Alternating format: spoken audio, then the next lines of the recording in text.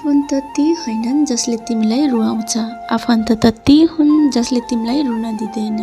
High, it's me क्रिसा।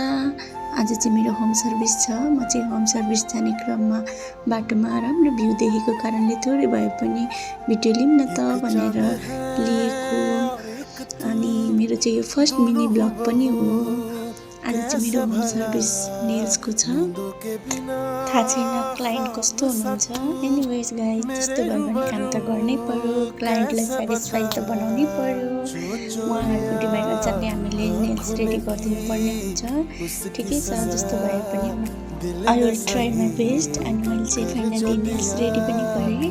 अनि क्लाइन्टलाई पनि एकदम खुसी लाग्यो नेल्स देखेर। उहाँको डिमान्ड अनुसारले काम भयो, उहाँ पनि एकदम सेटिस्फाई हुनुभयो। थ्याङ्क यू भेरी मच आजको क्लाइन्टको लागि पनि।